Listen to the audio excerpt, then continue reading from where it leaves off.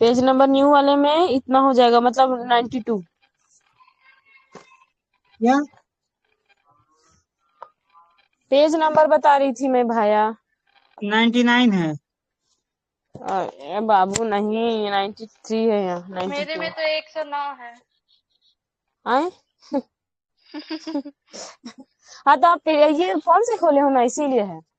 वायुमंडल में जल है ना, तो ये ना मेरे हाँ, में ना 99 है। अच्छा चलो ठीक है। मुझे उठा भगवान उठाओ। हाँ ठीक है, मैं बता रही। अच्छा बताओ। ठीक है। जैसे कि आप मतलब कल हम लोगों ने पढ़ा था, ठीक है, हवा में जलवाष्प मौजूद होती है और इसमें वायुमंडल के आयतन में 0 से लेकर 4% तक की भिन्नता पाई जाती है, ठीक है। मौसम की परिघटना में इसका महत्वपूर्ण योगदान होता है। जल वायुमंडल में 3 अवस्थाओं से मतलब 3 अवस्था में मौजूद है। एक तो हम देख सकते हैं गैस अवस्था में, द्रव अवस्था में, ठोस अवस्था में। जैसे ठोस अवस्था में जैसे हिमनद हो गए, द्रव अवस्था में जैसे हो गए महासागरों तथा क्या बोलते हैं नदियों में, है ना। और गैस अवस्था में जैसे आर्द्रता के रूप में, है ना, उसमें लगता नहीं है कि मतलब कुछ में पता नहीं चलता है ना कि ये लिक्विड रूप में है या मतलब क्या बोलते हैं ठोस में, पता नहीं चलता, तो वो गैस अवस्था में ना। तो जैसे हम बात कर सकते हैं जल है, तीनों अवस्था में पाई जाती है, ठीक है। वायुमंडल में आर्द्रता जलाशयों से वाष्पीकरण तथा पौधों में वाष्पोत्सर्जन से मतलब प्राप्त होती है, ठीक है। इस प्रकार वायुमंडल, महासागरों तथा महाद्वीपों के बीच जल का लगातार आदान प्रदान वाष्पीकरण, वाष्पोत्सर्जन, संघनन एवं वर्षा की प्रक्रिया द्वारा होता है, ठीक है। हवा में मौजूद जलवाष्प को आर्द्रता कहते हैं। आर्द्रता किसे कहते हैं? हवा में जो भी मौजूद जो जलवाष्प होते हैं ना, उसी को हम क्या बोलते हैं, आर्द्रता कहते हैं। मात्रात्मक दृष्टि से इसे विभिन्न प्रकार से व्यक्त किया जाता है। वायुमंडल में मौजूद जलवाष्प की वास्तविक मात्रा को निरपेक्ष आर्द्रता कहते हैं। निरपेक्ष आर्द्रता किसे कहते हैं? वायुमंडल में मौजूद जलवाष्प की वास्तविक मात्रा को निरपेक्ष आर्द्रता कहा जाता है। यह हवा के प्रति इकाई आयतन में जलवाष्प का वजन है एवं इसे ग्राम प्रति घन मीटर के रूप में व्यक्त किया जाता है। हवा द्वारा जलवाष्प को ग्रहण करने की क्षमता पूरी तरीके से तापमान पर निर्भर करती है। अगर जैसे हवा है ना, ठीक है, हवा द्वारा अगर जलवाष्प को ग्रहण करने की जो क्षमता होती है पूरी तरीके से किसमें, तापमान पर निर्भर करती है। और निरपेक्ष आर्द्रता पृथ्वी की सतह पर अलग अलग स्थानों में अलग अलग होती है। दिए गए तापमान पर अपनी पूरी क्षमता की तुलना में वायुमंडल में मौजूद आर्द्रता के प्रतिशत को सापेक्ष आर्द्रता कहा जाता है। सापेक्ष आर्द्रता किसको कहते हैं? जो वायु तापमान पर क्या बोलते हैं, जो अपनी पूरी क्षमता की तुलना में, जैसे तापमान की जो भी अपनी पूरी क्षमता में वायुमंडल में जो भी मौजूद आर्द्रता है, आर्द्रता है ना, जो आर्द्रता है वो प्रतिशत के रूप में जब हो जाती है ना, तो उसको हम क्या बोलते हैं, सापेक्ष आर्द्रता।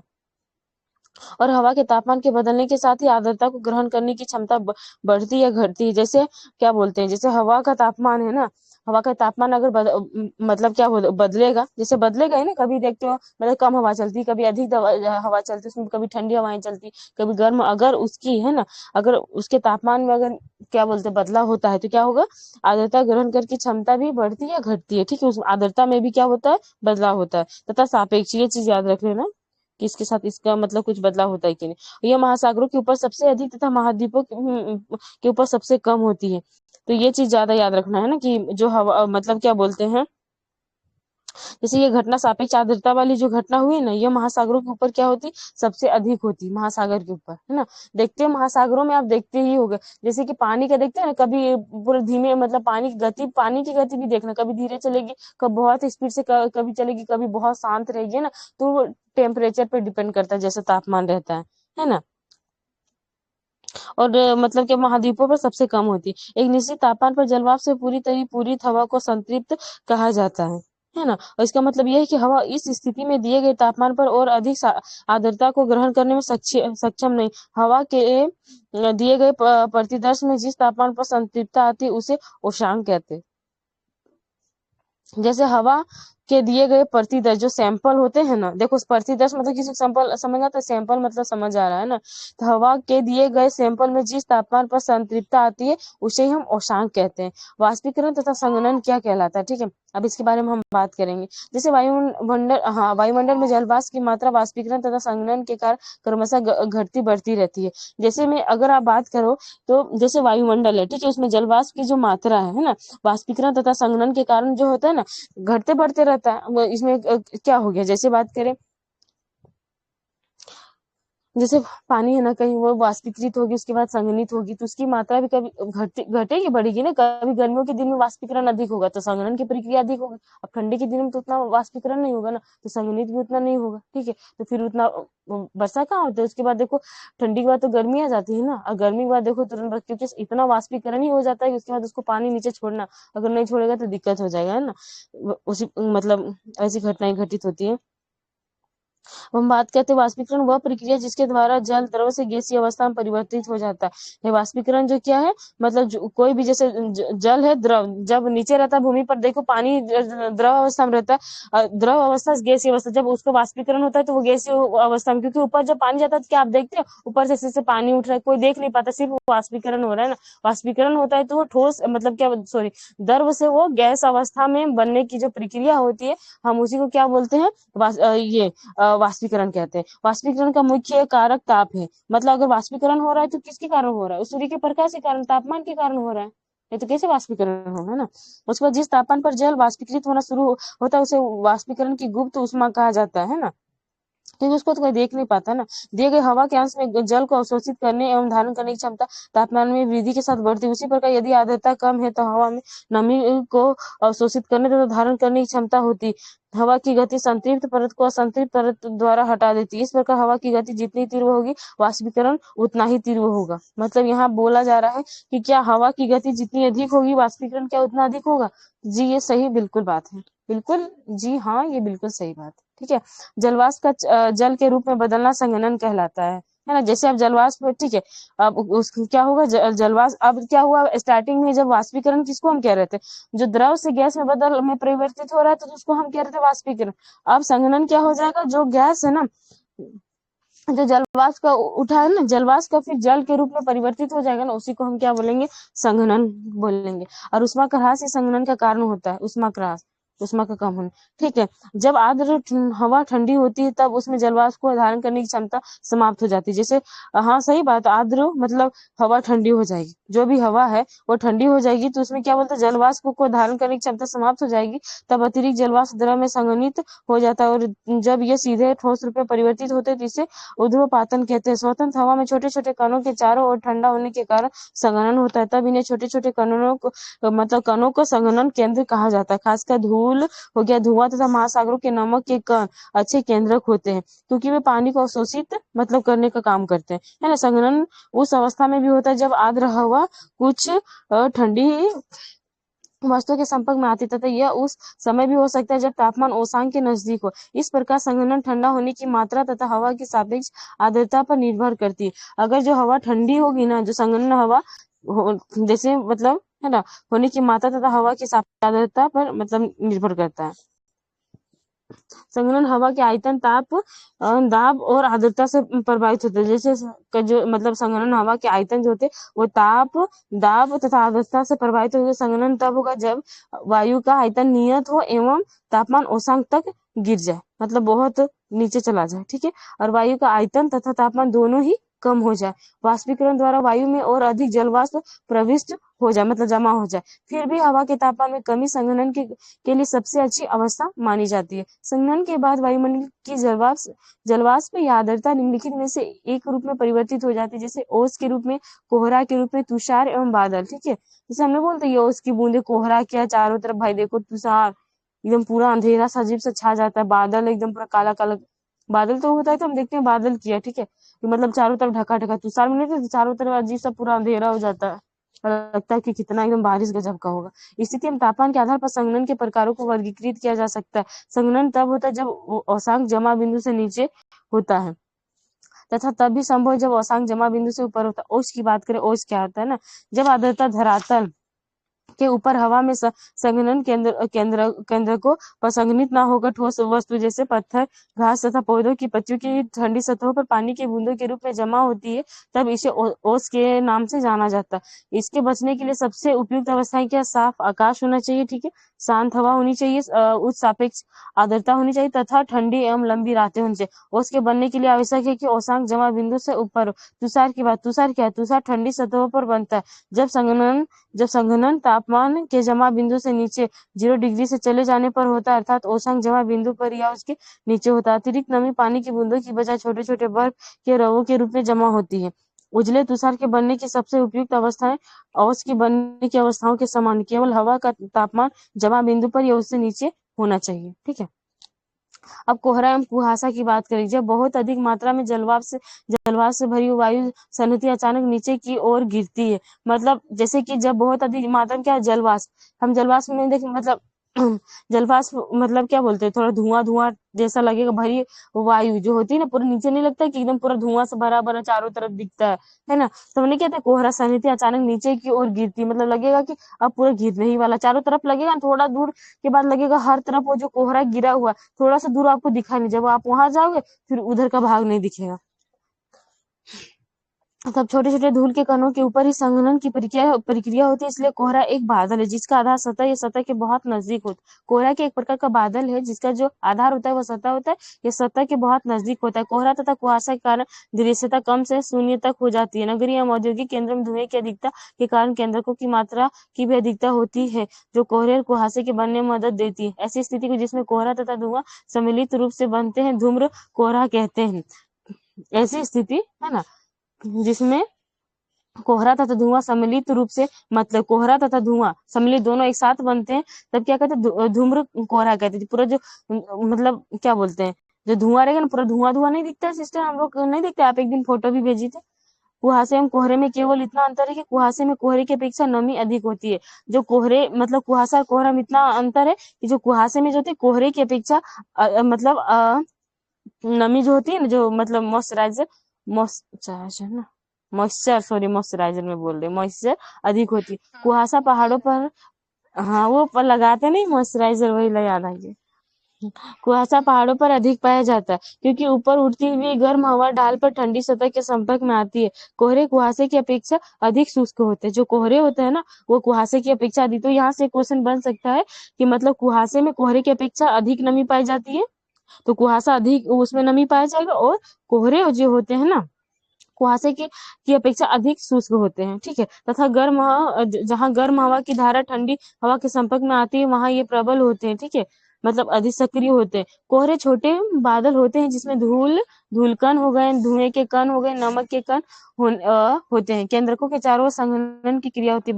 बादल पानी की छोटी बूंदों या बर्फ के छोटे रवों की सन्निधि होता है, जो कि पर्याप्त ऊंचाई पर स्वतंत्र हवा में जलवाष्प के संघनन के कारण बनते हैं। चूंकि बादल का निर्माण पृथ्वी की सतह से कुछ ऊंचाई पर होता है, इसलिए विभिन्न आकार के होते हैं। इनकी ऊंचाई, विस्तार, घनत्व तथा पारदर्शिता अपारदर्शिता के आधार पर बादलों को 4 रूपों में वर्गीकृत किया जाता है। जैसे पछाव मेघ हो गए है ना, कपाशी मेघ हो गए, स्तरीय मेघ हो गए, वर्षा मेघ हो गए। पछाव मेघ, कपाशी मेघ, तो सबसे ऊपर जो मेघ पाया जाता है ये पछाव मेघ ही पाया जाता है। ये पीवाईक्यू में पूछा था। ठीक है, तो पछाव मेघ के बारे में हम पढ़ लेते हैं। पछाव मेघों का निर्माण होता है 8,000 से 12,000 मीटर की ऊंचाई पर। यह पतले तथा बिखरे हुए बादल होते हैं, है ना, जो पतले होते हैं तथा बिखरे हुए होते हैं, जो पंख के समान प्रतीत होते हैं। ये हमेशा सफेद रंग के होते हैं। ऐसा करके पूछेगा, ऐसे पूछेगा इसकी जो ऊंचाई होती है 8,000 से 12,000 मीटर की ऊंचाई तक होती है, तथा इसके जो रंग होते हैं सफेद तथा मतलब ये पतले तथा बिखरे हुए बादल के रूप में होता है। 4 स्टेटमेंट देगा, ये किसका मतलब किसको सही रूप से व्याख्या कर रहा है ना, तब हम बोलेंगे पछाव मेघ को। ठीक है। कपासी मेघ रुई के समान दिखते हैं। ये प्रायः 4,000 से 7,000 मीटर की ऊंचाई पर बनते हैं। ये छितरे तथा मतलब इधर उधर है ना बिखरे देखे जा सकते हैं। ये चपटे आधार वाले होते हैं। स्तरीय मेघ की बात करें ना, जैसे कि नाम से प्रतीत होता है, ये परतदार मतलब होते हैं, बादल होते हैं जो कि आकाश के बहुत बड़े भाग पर फैले होते हैं ना। ये बादल सामान्यतः या तो उष्मा के ह्रास या अलग अलग तापमानों पर हवा के आपस में मिश्रण होने से बनते हैं। अब हम बात कर लेते हैं वर्षा में काले या गहरे स्लेटी रंग के होते हैं।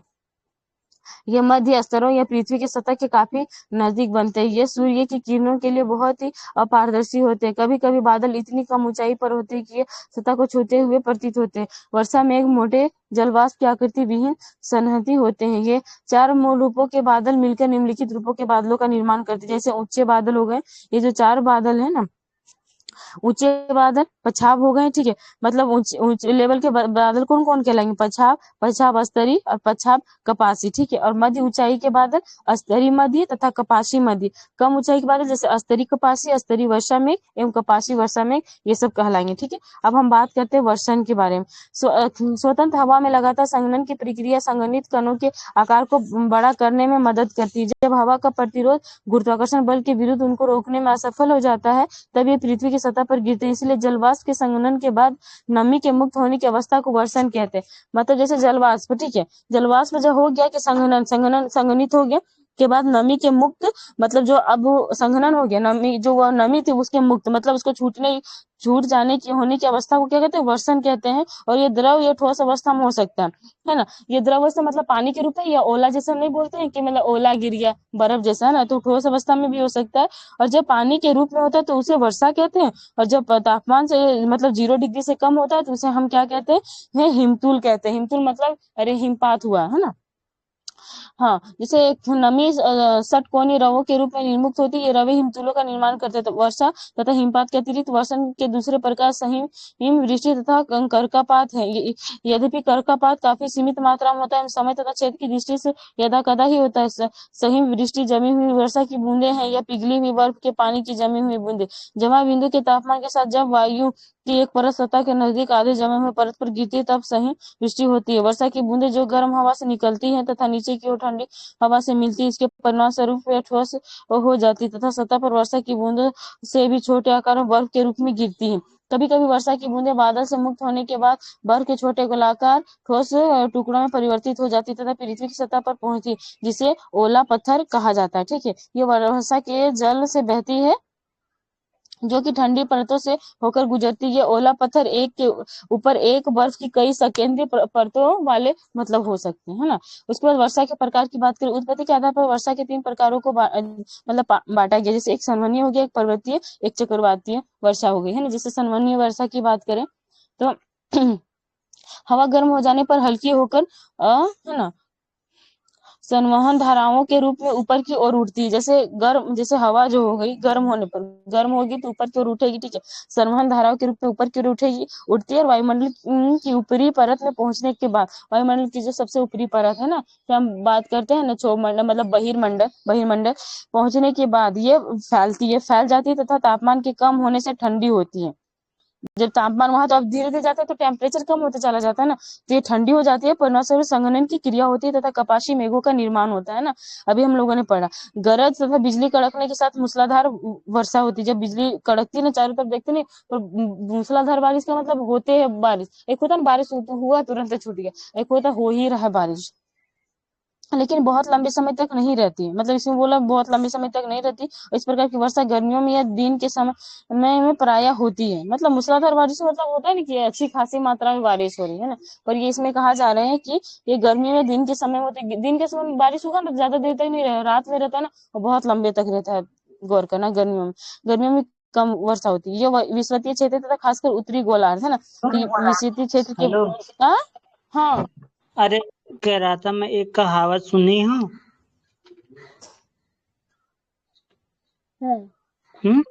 जो गरजते वो बरसते नहीं। नहीं, तो सुबह का झगड़ा शाम का पानी जल्दी बंद नहीं होता है, वो मुकदमा तक जरूर पहुंचता है। हाँ, अगर ऐसे किसी बोलते के मेरे घर तो। ना, तो वो पूरा दिन कहीं ना कहीं से वो झगड़ा होता ही रहेगा शाम तक। हम्म और अगर शाम को बरसना स्टार्ट हुआ तो बंद नहीं होगा, उसका आशा कम ही है। हम्म यस, ये विषुवतीय क्षेत्र तथा खासकर उत्तरी गोलार्ध के महाद्वीपों के भीतरी भागों में मतलब प्रायः होती है ना। तो इसका क्षेत्र याद रख लेना, सर्वनीय वर्षा विषुवतीय क्षेत्र, ठीक है, तथा खास करके उत्तरी गोलार्ध है ना। अब पर्वतीय वर्षा की बात करें, जब संतृप्त वायु की संहति है ना, क्या बोले भैया? संवहनी वर्षा कैसे होती है? संवहनीय वर्षा जैसे मतलब जो हवा है ना वो गर्म हो जाने पर क्या होती है, हल्की हो जाती है, ठीक है, और वो ऊपर होके संघनित हो जाएगी ना, संघनित होके और वायुमंडल के जो सबसे बाहरी परत है, जैसे हम लोग बहिर्मंडल की बात करते हैं, वहां पे चल जाती है। और जैसे हम बात करते हैं ना भैया, जैसे हम धीरे धीरे जो हम ऊपर की ओर उड़ते हैं, तो हमारे क्या बोलते हैं, टेम्परेचर गिरने लगता है, मतलब वो ठंडा होते चला जाता है। और उतना ऊपर में जाके क्या होता है, वो फिर धीरे धीरे होता है ना, जमने लगता है, मतलब वो ठंडा होने लगता है। अब ठंडा होता है ना, उसके बाद क्या हो जाता है कि ये कपासी जो मेघ हम पढ़े, सबसे ऊपर क्या पढ़े, पछाड़ मेघ, उसके बाद स्तरी मेघ, तो वो स्तरी मेघों का निर्माण मतलब कर देते हैं, ठीक है। और जैसे अब वहां देखो, जो बिजली कड़कने उड़कने की जो प्रक्रिया होती है, जब बिजली सब कड़कती है अचानक, तो अचानक से पूरा बारिश हो जाता है, ठीक है। और बारिश में मूसलाधार वर्षा हो जाती है। और मतलब इसमें बताया जाता है कि या तो ये ना संवहनी वर्षा सबसे ज्यादा होता हाँ, कहाँ है? ये मतलब कि विषुवतीय क्षेत्र में। हाँ ठीक है, विषुवत रेखा पे होता है ना उष्णकटिबंध, जहाँ पे उष्णकटिबंधीय होता है वहां पे ज्यादा होता है संवहनी वर्षा। उष्ण कटिबंधी नहीं भैया, उष्ण सदाबहार वन। हाँ वही होता है सिस्टर, वही नहीं, उष्ण कटिबंधीय उष्णकटिबंधीय। पर्णपाती वन एक अरे अलग हो सुनो जाएगा, ना, सदाबहार वन के ना। विषुवतीय जो क्षेत्र अरे है सब, वो सब सदाबहार वन है। हाँ मतलब क्या पहले होता है सुनिए ना, ना। अचानक वहाँ पे मतलब आधा टाइम बारिश होगा, आधा टाइम धूप करेगा, और उधर के जंगल पूरा घने घने होंगे। क्या बोल रहे हो आप? वही मैं क्या बोल रहा हूँ, जहाँ पे अच्छा। उष्ण ज्यादा गर्मी होगा ना वहीं पे ये वर्षा होगी। जैसे ये होता है अफ्रीका में है ना, जो शैलवास वगैरह के वन पाए जाते हैं, वहीं पे हम्म। इस वजह से वहाँ घना वन पाया जाता है, ताकि जब पानी जो है ना बहुत ज्यादा बरसात हो तो वहाँ की जो लकड़ियां होती है ना बहुत मजबूत होती हैं। और जहाँ पे ये जो है ना 0 से 30 डिग्री के अंदर जो होता है ना, उसी के अंदर में संवहनी वर्षा ज्यादातर होता है, ज्यादातर। और जो है ना इसका होने का कारण होता है ना, ये जो वहाँ पे नदी तालाब वगैरह रहेंगे ना, वहां से वाष्पित होकर के वो जल उठाता है, और ना फिर संवहन वर्षा उससे होता है। और एक ना वताग्र वर्षा होता है, सर बताए थे 3 प्रकार का वर्षा, एक चक्रवात, एक वताग्र, एक ये संवहन, है ना। तो हम्म। ये जो है ना उष्णकटिबंधीय जहाँ क्षेत्र होता है वहाँ ज्यादा होता है। संजना मेरे ख्याल से सर बताए होंगे, आपको पता होगा। हाँ भैया बताए हैं सर। यही बताए थे ना। हम्म। हाँ अभी अंकिता बताएंगी ना, पर्वतीय भी बताएगी अंकिता जी। हम्म। आएगा अभी।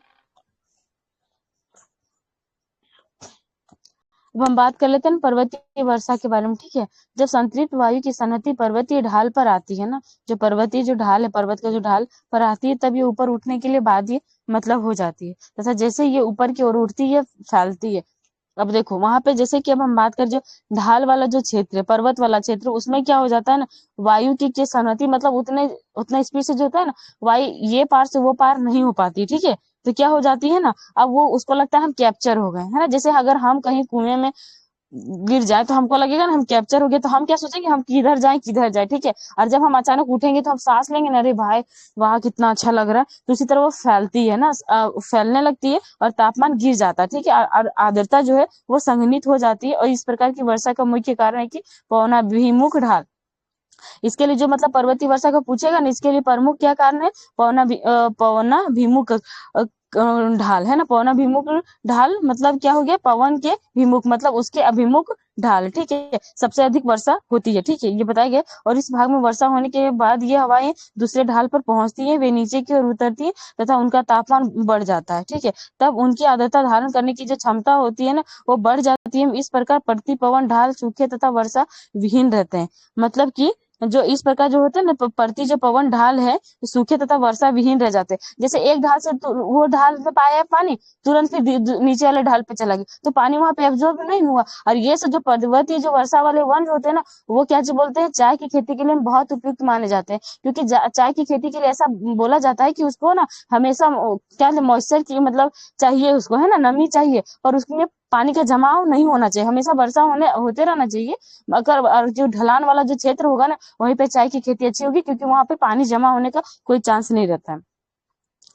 अब उसके बाद हम बात करते हैं, उनका तापमान बढ़ जाता है, तब उनकी आर्द्रता धारण करने की जो क्षमता होती है ना, वो भी बढ़ जाती है। इस प्रकार प्रति पवन ढाल सूखे तथा वर्षा विहीन रहते हैं। और प्रति पवन भाग में स्थित क्षेत्र जिनमें कम वर्षा होती है, उसे वृष्टि छाया क्षेत्र कहा जाता है, ठीक है। अब हम बात कर लेते हैं, यह पर्वतीय वर्षा या स्थलकृत वर्षा के नाम से जानी जाती है। अब हम बात कर लेंगे चक्रवातीय वर्षा या फ्रंटल वर्षा के बारे में। आप पहले इस पुस्तक के 10वें अध्याय में बहिरुष्ण कटिबंधीय चक्रवातों तथा चक्रवाती वर्षा का अध्ययन कर चुके, अतः चक्रवाती वर्षा समझने के लिए अध्याय 10 को आप देखें, ऐसे बोलना।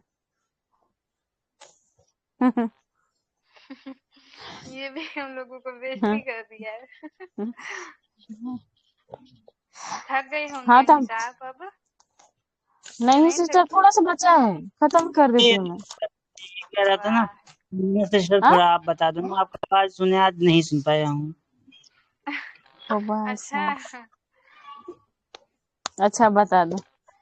सच में आप बता बहुत अच्छा बोलते हैं। मक्खन मत लगाओ अभी, ठीक है? कुछ नहीं बोल रहा हूँ आपकी कसम। अच्छा हम्म? ठीक है, बताती। हाँ सच में क्या बोल अच्छा रहे हैं बोल। वो? अच्छा अंकिता, ये सच अच्छा नहीं बोलती है, इनका आवाज सच अच्छा में नहीं बहुत आता। बहुत अच्छा बोलती हैं भाई, मैं तो खुद इनकी हम्म, फैन हूँ, अब इससे ज्यादा क्या ही बोलूं। हम्म। तो एक और चैप्टर कर लेंगे क्या आज? हाँ कर हम्म लेंगे जल्दी। थोड़ा सा कर देंगे, नेक्स्ट वाला भी, हाँ हाँ हम्म करो करो। है ना? 6:30 तक कर लेते हैं, है ना? अब देख लेते हैं संसार में जो है ना वर्षा का वितरण जो है ना कैसे बताया गया। एक साल में जो है पृथ्वी की सतह पर जो है अलग अलग भागों में होने वाली वर्षा की जो मात्रा है भिन्न भिन्न होती है तथा ये अलग अलग मौसमों में भी होती है ना? हर जगह जो है ना वर्षा का जो वितरण किया गया है वो डिफरेंट है, ठीक है? कहीं कई क्षेत्र होते हैं जहाँ पे देखेंगे ना सर्दी के मौसम में भी काफी बरसात हो जाती है, कहीं कहीं क्या होता है वो मतलब कि जो ग्रीष्म वाला ऋतु होता है उसमें होती है, और कहीं कहीं जो उसकी मात्रा होगी, जैसे राजस्थान वाला इलाका होगा, गुजरात वाला, वहां पे कम मात्रा में होगा। वहीं उत्तर प्रदेश या फिर जो आप जो मतलब कि बिहार वाला क्षेत्र है वहां पे अधिक वर्षा होती है। तो क्या मतलब कि अलग अलग क्षेत्र में अलग अलग होती है ना? सामान्य तौर पर जब हम विषुवत वृत्त से ध्रुव की ओर जो है ना जाते हैं, वर्षा की मात्रा धीरे धीरे जो है ना घटती जाती है। मतलब कि जो विषुवतीय वाला जो क्षेत्र होगा, जैसे ब्राजील वगैरह जो देश है वहां पे मतलब अच्छी मात्रा में मतलब कि वर्षा होगी। उसके जैसे ही ऊपर जाएंगे, जैसे मैक्सिको है, ठीक है, वहां पे होगी, कम होगी, फिर उसके ऊपर जाएंगे अमेरिका में कम होगी, फिर उसके ऊपर जाएंगे कम होगी, तो मतलब घटते क्रम में जो है ना वो जा रहे हैं ना, ऐसे बताया गया है। और फिर बोल रहे हैं विश्व के तटीय क्षेत्रों में महाद्वीपों के भीतरी भागों की अपेक्षा जो है ना अधिक वर्षा होती है।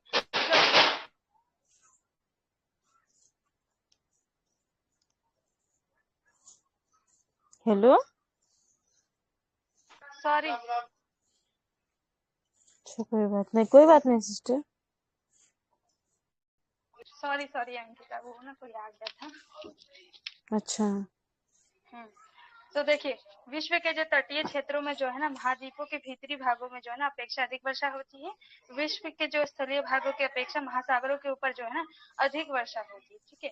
तो महासागरों में क्योंकि ज्यादा अधिक वाष्पन होता है, इस कारण से क्या होगा ना वहाँ वर्षा भी जो है ना ज्यादा अधिक मात्रा में जो है ना पाई जाएगी। उसके बाद हम बात करेंगे ना, क्योंकि वहाँ पानी के स्रोत की अधिकता के कारण जो है ना वाष्पीकरण की प्रक्रिया लगातार होती रहती है, इसी कारण से जो है ना वहाँ पे वर्षा भी अधिक होगी। विषुवत वृत्त से जो है ना 35 से 40 डिग्री मतलब कि उत्तर व दक्षिण अक्षांशों के मध्य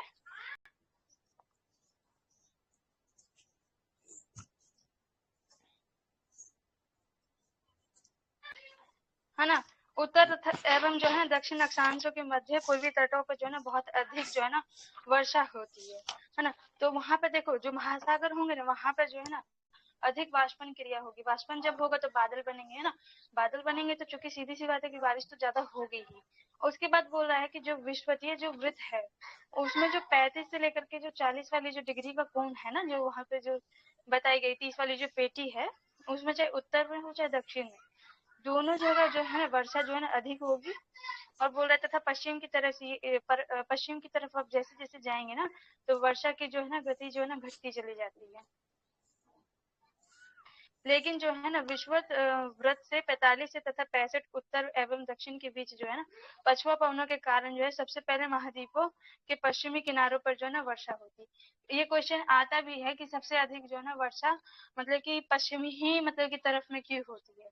पश्चिमी तरफ में इसलिए भी होती है कि वहां पे देखेंगे ना अधिक जो है ना वहां पे आपको जो है ना पहाड़ भी मिलेंगे, जैसे जितने भी जो वाला पहाड़ है ना 3 सीसीआर हम जो पढ़े थे, है ना, उत्तरी अमेरिका में, ठीक है? दक्षिण में भी हेलो, देखे थे तो वहां पे एक चीज और देखेंगे, पश्चिमी हर महाद्वीप में ना लगभग जो है ना वो 30 डिग्री अक्षांश पे जो है लगभग जो है ना हर जो है महाद्वीप पे वो ना पश्चिमी तट पर ही जो है ना मरुस्थल भी देखने को मिलेगा। हाँ, ये चीज भी हम पढ़ेंगे आगे, है ना। तो देखेंगे वहां पे जितने भी पहाड़ है ना, जो पर्वतों की जो श्रेणी है सबसे ज्यादा मिलेगी, कोस्केट की बात करे चाहे या, है ना, ये सब जो है वहीं पे मिलता है ना। तो वहां पर क्या है ना कि वहां पे जो वर्षा है वहां पे मतलब की होती है, तथा पूर्वी घाट पे जो होगा ना वहां पे कम होगा। जैसे जैसे देखो बादल जहाँ सबसे अधिक बनेंगे ना, क्योंकि बादल ही वहां से बनते हैं, क्योंकि वहां जो है ना समुद्र किनारा एकदम नजदीक होता है। तो वहां पे जो वर्षा के बादल बनेंगे, धीरे धीरे धीरे धीरे जैसे ही आप जो है ना पूर्वी घाट की तरफ आएंगे तो वहां पे बादल जो है ना उड़ जाते हैं, ये कम हो जाते हैं। इस वजह से जो है वहां पे संघनन जो है ना कम हो पाता है। जहाँ भी पहाड़ तट के जो है समांतर है वहां वर्षा की मात्रा जो है ना पवन विमुक्त तटीय मैदान में अधिक होती है। ये जो है ना प्रतिपवन दिशा की जो है ना तरफ घटती जाती है ना। उसके बाद देखते हैं वार्षिक वर्षण की कुल मात्रा के आधार पर जो है ना विश्व की मुख्य वर्षण प्रकृति को जो है ना निम्नलिखित रूप में जो है ना बताया गया। अब ये देख लेते हैं कि कौन कौन से हैं। तो एक जो होता है ना विषुवतीय जो है ना पट्टी है, जो विषुवत के जो क्षेत्र आ रहे हैं, जैसे ब्राजील वाला जो क्षेत्र है ना वो विषुवतीय वाला, वहां पे देखो ब्राजील सबसे ज्यादा जो है ना अमेजन वाला जो जंगल है वहीं पे पाया जाता है। तो वहां पे बहुत अधिक संख्या में देखो वहां पे बारिश होती है। जो शीतोष्ण प्रदेशों में तटीय जो है ना किनारों के पास के पर्वतों की वायु की ढाल पर तथा मानसून वाले क्षेत्रों के तटीय भागों में जो है ना वर्षा बहुत अधिक होती है। मतलब कि ये बता रहे हैं कि सबसे ज्यादा वहीं होते हैं, जो प्रति वर्ष जो है ना 200 सेंटीमीटर से जो है ना ऊपर होती है। तो मतलब कि वर्ष भर में अगर इतनी वर्षा होती है तो बहुत अच्छा माना जाता है। महाद्वीपों के जो आंतरिक भागों में जो है ना प्रति वर्ष जो है ना, एक तो हो गया कि किनारा वाला क्षेत्र हो गया, एक जो होता है अंदर आंतरिक रूप से देखेंगे ना तो 100 से लेकर के जो है ना 200 सेंटीमीटर की वर्षा जो है ना वहाँ पे होती है। महाद्वीपों के जो है ना तटीय क्षेत्रों में वर्षा की मात्रा जो है ना मध्यम होती है। मतलब कि महाद्वीपों के जो तटीय जो क्षेत्र होंगे वहां पे मध्यम होती है, मतलब कि कम ही मात्रा में होगी, लेकिन वहां पे भी जो है ना आपको 100 से लेकर के मिल जाएगी 100 सेंटीमीटर तक। उष्ण कटिबंधीय क्षेत्रों के जो है ना केंद्रीय भाग तथा शीतोष्ण क्षेत्र के पूर्वी एवं जो है ना भीतरी भागों में जो है ना वर्षा की मात्रा जो है ना 50 से लेकर के 100 सेंटीमीटर प्रति वर्ष रहती है। और जैसे उष्ण कटिबंधीय, उष्ण से ही पता चल रहा है कि वहां पे जो है ना गर्मी अधिक होगी। जब गर्मी अधिक होगी तो हवा हल्की होगी तो वो ऊपर को उठेगी तो वो बादल बनाएगी तो वहां पे वर्षा होगी। तटीय क्षेत्र में भी वही कारण होगा, समुद्र होगा, वाष्पन होगा, इस वजह से हो रही है ना। तो यही सब जो भाग इसी कारण से देखेंगे वहां पे भी जो है ना वर्षा की ठीक ठाक जो है ना मात्रा में हो जाती है। महाद्वीपों के भीतरी भाग के वृष्टि छाये क्षेत्रों में पड़ने वाले भाग तथा जो है ना ऊंचे अक्षांशों वाले क्षेत्रों में जो है ना प्रतिवर्ष जो है ना 50 सेंटीमीटर से भी जो है ना कम वर्षा होती है। अब जैसे हमारा जो है ना हिमालय है, बोलने को तो काफी मतलब कि, लेकिन वो क्या है वृष्टि छाया वाला क्षेत्र। हिमालय पे जो है ना सबसे कम बारिश होती है। लद्दाख वाला जो एरिया है वो वृष्टि छाया क्षेत्र है, वहां पे जो है ना बादल उतने बन ही नहीं पाते हैं कि वहां पे बारिश हो, है ना। तो इस वजह से क्या वहां का जो है ना जहाँ पे मतलब कि वृष्टि छाया क्षेत्र हो जाएगा वहां पे कम मात्रा में मतलब बारिश होगी। वर्षा का जो है ना मौसमी वितरण जो है ना इसकी प्रभाविता को समझने का जो है ना एक महत्वपूर्ण पहलू है। हम किसी भी जो है ना किसी भी महाद्वीप को अच्छे से समझ सकते हैं ना, मौसम अगर हमको पता हो। कुछ क्षेत्र जैसे विषुवतीय पट्टी तथा जो है ना समशीतोष्ण प्रदेशों में जो है ना वर्षा पूरे वर्ष होती है। अब जो विषुवतीय जो पट्टी है ना वहां पे हमेशा जो है ना मतलब कि गर्मी का मौसम चलता रहता है। वहां पे क्या बादल बनते रहते हैं, हर वर्ष जो है ना बारिश होती है। और जो थोड़ा सा जो है ना ठंडे जो सम शीतोष्ण वाले जो क्षेत्र है वहां पे भी जो है ना काफी अधिक संख्या में जो है ना वर्षा होती है ना। ये वाला चैप्टर अब खत्म हो गया है। अब देख लेते हैं विश्व की जलवायु एवं जो है ना जलवायु परिवर्तन, जो ना 12वां अध्याय है उसको देख लेते हैं। तो विश्व की जलवायु का अध्ययन जो है ना जलवायु संबंधी आंकड़ों एवं जानकारियों को तो संगठित करके किया जा सकता है ना। मतलब कि हम जितनी जलवायु के जो आंकड़े हैं उनकी जानकारियों को मतलब कि एक जगह इकट्ठा करके समझ सकते हैं। इन आंकड़ों को जो है ना आसानी से समझने व उनका वर्णन और विश्लेषण करने के लिए उन्हें अपेक्षाकृत जो है ना छोटी इकाइयों में बांटकर संश्लेषित जो है ना किया जा सकता है। जलवायु का वर्गीकरण जो है ना 3 जो है ना बृहद उपगमनों द्वारा जो है ना किया गया है। वे है अनुभविक और जो है जननिक और जो है अनुप्रयुक्त। ये जो है ना 3 भागों में जो इसको वर्गीकृत किया गया है ताकि हम जो है ना उसको अच्छे से जो है ना समझ सके। अनुभविक की बात करेंगे ना, अनुभविक जो है ना वर्गीकरण जो है ना प्रेक्षित किए गए विशेष रूप से जो है ना तापमान एवं वर्णन से संबंधित आंकड़ों पर जो है ना आधारित होता है। मतलब कि वो उसके तापमान तथा वहाँ का जो है ना मौसम, उसका जो है ना उससे संबंधित जितने आंकड़े होंगे उसको मतलब कि अच्छे से मतलब कि आपको करके बताएगा कि वहाँ पे मतलब कैसा मतलब कि मौसम होगा, वहाँ पे कैसा क्या रहेगा, है ना, जलवायु कैसी रहेगी उस प्रदेश की। उसके बाद जो है ना जननिक वर्गीकरण जो है ना जलवायु को उसके कारणों के आधार पर जो है ना संगठित करने का प्रयास करता है। जैसे कारण ये हो जाएगा कि क्यों जो है ना हर महाद्वीप के जो है ना पश्चिमी भाग पे एक जो है ना आपको जो है मरुस्थल देखने को मिलता है। तो क्या हम कारण खोजने की जो है ना कोशिश करें कि वहाँ की जलवायु जो अदर जो स्टेट है जो उनसे उनके साथ मिल रहे हैं वहाँ पे तो ठंडी है लेकिन यहाँ पे ऐसी क्यों है ना, ये सब हम जो है इसमें देखते हैं। जलवायु का जो है ना अनुप्रयुक्त वर्गीकरण किसी विशिष्ट उद्देश्य के लिए जो है ना किया जाता है। अब किसी क्षेत्र में जो है ना विशेष प्रकार की अगर जलवायु मिल रही है, ठीक है, तो उसको एक और जो है ना अलग कैटेगरी में रखा गया है। अब जो है ना कोपेन की जलवायु वर्गीकरण की पद्धति देख लेते हैं। तो एक जो है महाशय रहे हैं, उनकी पद्धति क्या है उसको देख लेते हैं। वी कोपेन द्वारा जो है ना विकसित की गई जलवायु के वर्गीकरण की अनुभाविक जो है ना पद्धति का सबसे व्यापक उपयोग जो है ना किया जाता है। मतलब कि इनको सबसे ज्यादा जो है ना महत्ता दी जाती है जलवायु के संबंध में, है ना। कोपेन ने जो है ना वनस्पति के वितरण और जलवायु के बीच एक घनिष्ठ संबंध की जो है ना पहचान की है। तो हम जैसे ना वनस्पति को देख करके भी हम आसानी से बता सकते हैं ना, वनस्पति के वितरण से भी देखेंगे कहीं कहीं का जो है ना पेड़ जो है ना फैला हुआ होता है, कहीं छोटा होता है कहीं बड़ा होता है। तो जो उस विषय के जो जानकार होते हैं ना वो वनस्पति के आधार पे भी समझ जाते हैं कि यहाँ पे किस प्रकार का मौसम रहेगा, ठीक है, क्योंकि हर जगह की जो प्रकृति होती है ना उसकी जलवायु के ही अकॉर्डिंग होती है, ठीक है। जो मतलब कि जैसे गर्म वाला जो क्षेत्र है ना जैसे मरुस्थल है वहां पे देखेंगे कैक्टस मिलेगा, वहीं आप चले जाइए किसी ठंडे प्रदेश में वहाँ कैक्टस नहीं मिलता है। तो वो क्या है उसके जो है ना जलवायु के अकॉर्डिंग ही जो है ना वहाँ की प्रकृति बनी हुई है ना। उसी के बाद बोल रहे हैं वनस्पति के वितरण और जलवायु के बीच जो है ना घनिष्ठ संबंध की जो है पहचान की है। उन्होंने तापमान तथा वर्षण के कुछ जो है ना निश्चित मानों का जो है ना चयन करते हुए उनका वनस्पति के वितरण से संबंधित जो है ना संबंध स्थापित किया और जो है ना इन मानों का उपयोग जो है ना जलवायु के वर्गीकरण के लिए जो है ना किया जा रहा है। मतलब कि जो भी वर्षण है उसका भी जो भी निश्चित मान है, साथ ही जो वहाँ की वनस्पति वहाँ की जो जलवायु उसी को देख करके जो है ना बताया है। वर्षा एवं तापमान के मध्यमान जो है ना वार्षिक एवं मध्य मान मासिक आंकड़ों पर आधारित ये जो है ना एक अनुभविक जो है ना पद्धति है। उन्होंने जो है ना जलवायु के समूह एवं प्रकारों की पहचान करने के लिए बड़े तथा छोटे अक्षरों के प्रयोग का जो है ना आरंभ किया है। मतलब कि एक समूह बना दिया है उसमें जो प्रकार को बांट दिया है। उसके बाद बोल रहे हैं सन 1918 में जो है ना विकसित तथा समय के साथ जो है ना संशोधित हुए कोपेन की ये पद्धति आज भी जो है ना लोकप्रिय एवं जो है ना प्रचलित है। मतलब कि इसको बहुत ज्यादा महत्ता दी जा रही है। जिन कोपेन ने जो है ना 5 प्रमुख जलवायु समूह निर्धारित किए हैं जिनमें से 4 तापमान पर और एक जो है ना वर्षण पर आधारित है। 4 को तापमान में विभाजित किया है, एक जो है वर्षण के आधार पर बता दिया है। कोपेन के जलवायु समूह एवं उनकी विशेषताओं को जो है ना सारणी 12.1 में जो है ना दिया गया है। बड़े अक्षर में जो है ना ACDE आर्द्र जलवायु को तथा ना ऐसे बताया गया है। अब देखो इसको समूह में बांटा है ABCDEH, है ना। तो उष्ण कटिबंधीय को बताया है सभी मौसमों का औसत तापमान जो होगा ना 18-30 सेल्सियस से जो है ना अधिक होगा, 18 डिग्री होगा यहाँ पे मुझे लग रहा है।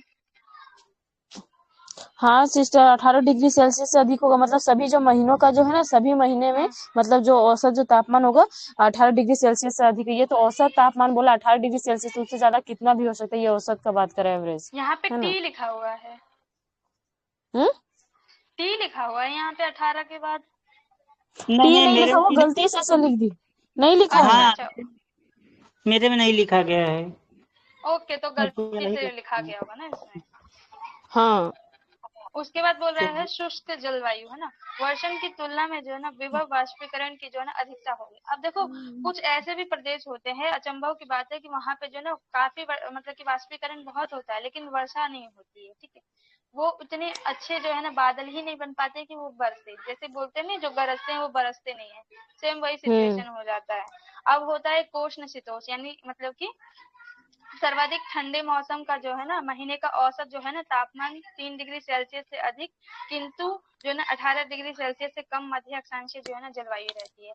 तो ये मौसम मुझे लग रहा है ना जैसे हमारे मुझे तो ऐसा ही मौसम बहुत अच्छा लगता है जो इतना डिग्री में रहे ना, बहुत अच्छा लगता है पढ़ने में भी, सब में।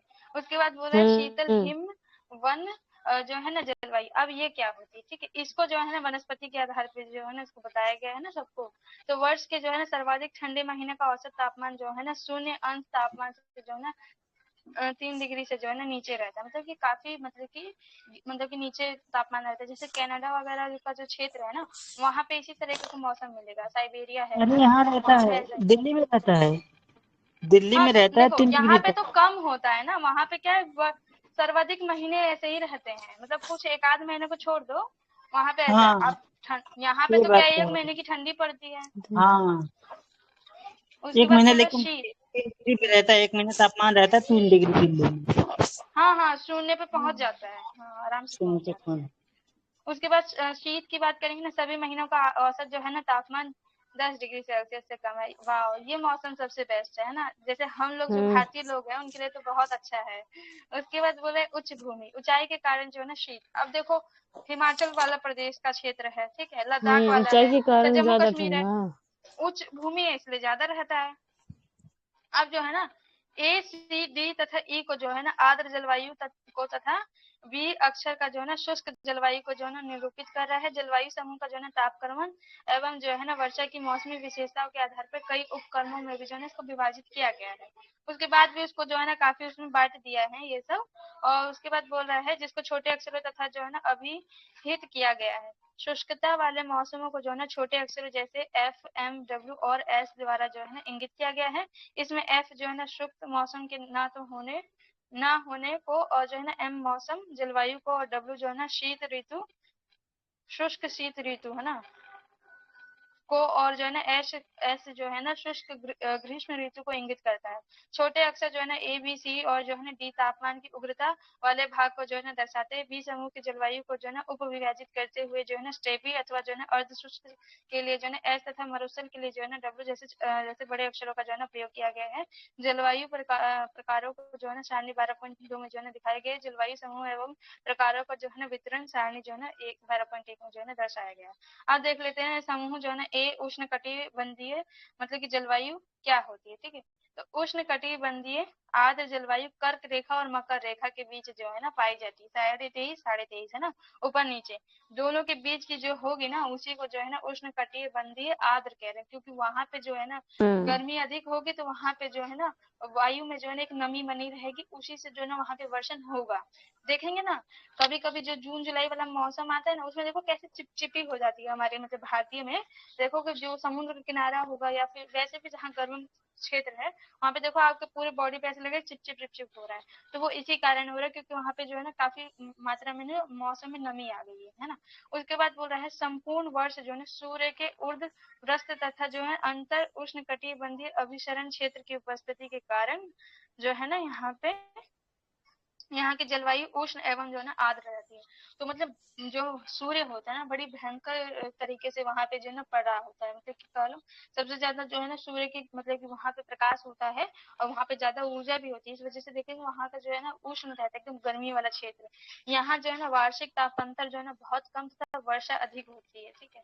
तो मतलब कि तापांतर तो कम रहेगा, वैसे देखो आर्द्र है लेकिन वहां पे गर्मी होगी, लेकिन ताप जो दिखाएगा आपको कमी दिखाएगी। ह्यूमिडिटी जिसे बोलते हैं ना वो अधिक रहेगी, इसकी वजह से आपको गर्मी ज्यादा महसूस होगी। और जैसे हमारा जो जून जुलाई वाला जो मौसम होता है उसमें तापमान भले गिरा हुआ रहता है, मतलब कि कम रहेगा, 35-36 रहेगा, लेकिन गर्मी ऐसे लगता है जैसे 50 डिग्री है। और जो मई वाला मौसम रहेगा उसमें आर्द्रता कम रहती है, लेकिन मतलब कि तापमान जो है 50 पे पहुंच जाता है। दिल्ली में तो आराम से 50 पे पहुंच जाता है ना। उसके बाद बोल रहा है जलवायु के इस उष्ण कटिबंधीय समूह को जो है ना 3 प्रकारों में जो है ना बांटा गया है, जिसके नाम जो है ना ए एफ उष्ण कटिबंधीय आर्द्र जो है ना जलवायु, ए एम जो है ना उष्ण कटिबंधीय मानसून जलवायु, और जो है ना ए डब्ल्यू उष्ण कटिबंधीय आर्द्र जलवायु जिसमें जो है ना शीत ऋतु शुष्क होती है, मतलब कि थोड़ी सूखी सूखी सा जैसे मौसम हो जाता है ना वैसा। उसके बाद बोला है उष्ण कटिबंधीय जलवायु ए एफ के बारे में दर्शाया गया है। तो उष्ण कटिबंधीय आर्द्र जलवायु विषुवत वृत्त के निकट पाई जाती है, जो एकदम विषुवतीय वाला जो क्षेत्र होगा ना उसके आसपास का क्षेत्र होगा। इस जलवायु के प्रमुख क्षेत्र जो होते हैं ना दक्षिण अमेरिका का अमेजन जो है ना बेसिन है। तो ब्राजील जो है ना वहीं पे तो है अमेज़न जंगल, वहाँ का जो ब्राज़ीलिया का जो पठार है और वहाँ पे जो बेसिन है, जो नदी जहाँ से गुजर रही है, तो वो भयंकर तरीके से ऐसे ही आर्द्र रहता है वहाँ पे, है ना। पश्चिमी विषुवतीय अफ्रीका तथा दक्षिणी पूर्वी एशिया के द्वीप है ना। तो जो अफ्रीका वाला जो देश है ना, नामिया वगैरह जो ये देश जो आते हैं ऊपर की तरफ, जो कांगो नाम्बिया। वगैरह है ना। कांगो जो नहीं, कांगो तो नीचे है, घाना नीचे और ये सब सिस्टर। जो, हाँ घाना हम्म। जो छोटे छोटे देश है ना, मिस्र उस्र हो गया ना सब ऊपर में। हाँ हाँ वही वही वाले क्षेत्र जो है ना। और जैसे दक्षिण पूर्वी एशिया, जैसे देखो दक्षिण का जो पूर्वी वाला जो एशिया के जो द्वीप वगैरह है वो इन्हीं की चपेट में हम्म। आए रहते हैं। वर्ष के हम्म। प्रत्येक माह में जो है ना दोपहर के बाद जो है ना गरज और बौछारों के साथ जो है प्रचुर मात्रा में जो है ना वर्षा होती है, वर्षा हो रही है। तापमान समान रूप से जो है ना ऊंचा और वार्षिक तापांतर जो है ना नगण्य होता है। किसी भी दिन जो है ना अधिकतम तापमान जो है ना लगभग 30 डिग्री सेल्सियस और न्यूनतम जो है ना 20 डिग्री सेल्सियस के पास रहेगा, है ना। इस जलवायु में जो है ना सघन वितान तथा जो है ना व्यापक जैव विविधता वाले उष्ण कटिबंधीय सदा हरित वन पाए जाएंगे, जो है ना। जैसे यहाँ की जो जल मतलब जैव विविधता होगी वो भी बहुत पाई जाएगी। जैसे जो ब्राजील में है वहाँ का जो अमेजोन जो जंगल है वहाँ पे ऐसी ऐसी प्रजाति मिल जाएंगी आपको बहुत अधिक संख्या में, ठीक है। अफ्रीका में भी मिलती है बहुत सारे जो है ना मतलब कि ऊर्जा संसाधन वगैरह भी खूब मिल जाता है, कोयला वगैरह भी देखो होता है नॉर्मल संख्या में, है ना। वहाँ पे जैसे ना बहुत सारे जो है ना आपको पदार्थ मिल जाएंगे आराम से, और जैव विविधता भी है वहाँ पे। और उसके बाद बोला है उष्ण कटिबंधीय मानसून जलवायु AM, है ना। तो उष्ण कटिबंधीय मानसून जलवायु भारतीय उपमहाद्वीप जो है ना दक्षिणी अमेरिका के उत्तर पूर्वी भाग तथा उत्तरी ऑस्ट्रेलिया में जो है ना पाई जाती है। अब जो दक्षिण अमेरिका का जो क्षेत्र है जैसे केप टाउन है ना, जो ये जो देश है नीचे की ओर जो है ना वहाँ पे भी काफी मतलब की ना ऐसी जो है ना जलवायु रहती है, और तथा उत्तरी ऑस्ट्रेलिया में पाई जाती है ना। भारी वर्षा अधिकतर गर्मियों में होती है, शीत ऋतु जो ना शुष्क होती है। जलवायु के इस प्रकार का जो है ना विस्तृत जलवायु भी वितरण जो है ना भारत के जो है ना भौतिक पर्यावरण जो है ना NCERT 2006 में जो है ना दिया हुआ है ना। जब हम भारत का जो है ना NCERT पढ़ेंगे ना 11th क्लास का, उसमें हमको ये सब जो है ना बताया जाएगा। आज जो है ना उष्ण कटिबंधीय आर्द्र एवं जो है ना शुष्क जलवायु, उष्ण कटिबंधीय आर्द्र एवं शुष्क जलवायु AF प्रकार के जलवायु प्रदेशों के उत्तर एवं जो है ना दक्षिण में जो है ना पाई जाती है। इसकी सीमा महाद्वीपों के पश्चिमी भाग में शुष्क जलवायु के साथ और जो है ना पूर्वी भाग में CF तथा जो है ना CW प्रकार की जलवायु के साथ जो है ना पाई जाती है ना। तो जो पश्चिमी जो भाग होगा वो मतलब कि शुष्क होगा, तो वहां पर क्या होगा कि मतलब कि गर्मी होगी, तथा जो है ना देखेंगे जितने भी जो मरुस्थल वगैरह जो है ना उसी क्षेत्र में आपको मिलेंगे। विस्तृत AW जलवायु दक्षिण अमेरिका में विस्तृत ब्राजील के वनों के उत्तर और जो है ना दक्षिण में बोलिविया और जो है ना पैराग्वे के निकटवर्ती भागों तथा सूडान और मध्य अफ्रीका के दक्षिण में जो है ना पाई जाती है। इस जलवायु में जो है ना वार्षिक वर्षा AF तथा AM जलवायु प्रकारों की अपेक्षा काफी कम तथा जो है ना विचरणशील होती है। आर्द्र ऋतु जो है ना छोटी और शुष्क ऋतु भीषण व लंबी होती है।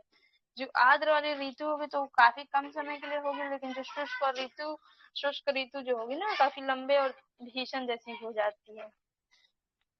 तापमान वर्ष जो है ना हर जो है ना ऊंचा रहता है, और शुष्क ऋतु में जो है ना दैनिक तापमानता जो है ना सर्वाधिक होते हैं। इस जलवायु में जो है ना पर्णपाती वन और जो है ना पेड़ों से ढकी हुई जो है ना घास भूमियां जो है ना पाई जाएगी, है ना। तो बड़े बड़े जो है ना पेड़, मतलब जितना बड़ा पेड़ है ना अंकिता, उससे थोड़ी सी कम ऊंचाई पे जो है ना घास भी होती है, काफी लंबी लंबी घास होती है। हमारे भारत में वैसी घास नहीं मिलती है। भारत में देखेंगे ना छोटी छोटी घास होती है, लेकिन वहाँ की घास भी जो है ना काफी बड़ी होती है, काफी लंबी लंबी होती है।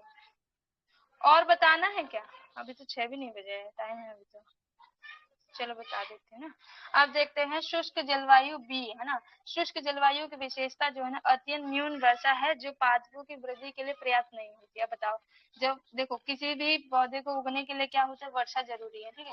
जब वर्षा कम मात्रा में होगी तो वहां पे जो है ना पेड़ पौधे वनस्पति कैसे उगेगा, तो ये तो पर्याप्त नहीं होती है। ये जलवायु पृथ्वी के बड़े भाग पर जो है ना पाई जाती है।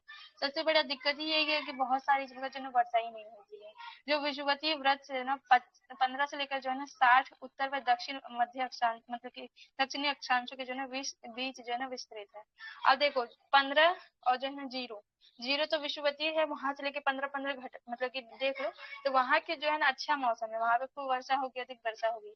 लेकिन जैसे जैसे ऊपर जाएंगे वहां पे कम वर्षा होती है, तो ये वही वाला क्षेत्र है।